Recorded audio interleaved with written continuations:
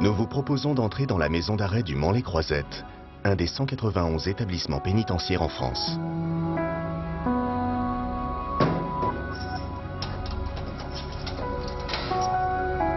À son arrivée, la personne détenue passe par le greffe, où sont effectuées les formalités d'écrou des personnes placées en détention provisoire ou condamnées à une peine privative de liberté. Le greffe veille à la régularité de l'incarcération et gère, dans la prison, la situation pénale et administrative du détenu. Après la fouille, le surveillant donne un pactage à l'arrivant. Il y trouvera le nécessaire pour son séjour en prison.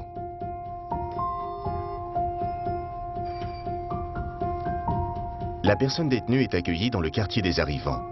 Elle est reçue en entretien par des personnels de surveillance, un conseiller pénitentiaire d'insertion et de probation et un médecin.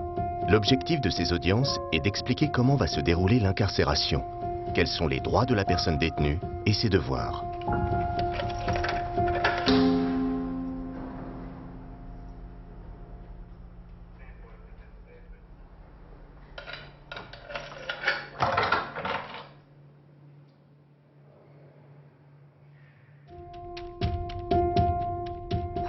Au cours de cette première semaine en prison, la personne détenue participe aussi à des accueils collectifs. C'est ici que lui sont présentées les diverses activités auxquelles elle peut participer durant sa détention. On va avoir des postes d'auxiliaire d'étage. Donc auxiliaire d'étage, c'est la distribution des repas et le nettoyage. Monsieur repas. Les personnes détenues peuvent travailler, mais aussi bénéficier d'une formation professionnelle.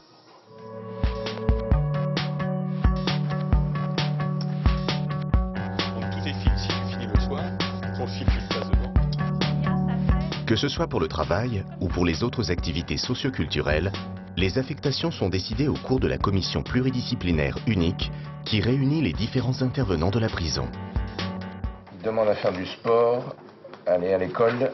L'éducation nationale. Je souhaiterais participer à l'atelier conversation anglaise.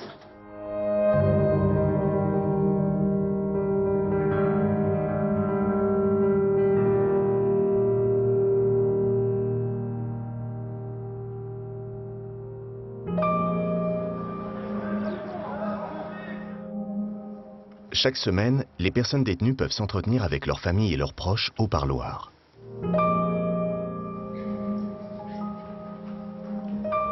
Pendant leur peine, les personnes détenues sont suivies par le service pénitentiaire d'insertion et de probation.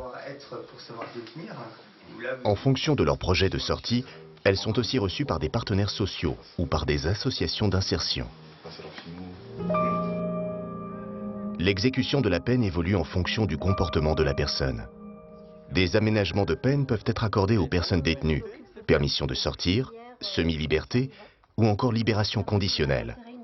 Ces décisions sont prises lors d'une commission qui est présidée par le juge de l'application des peines. Alors ça nous donne une date de fin de peine le 18 février 2012.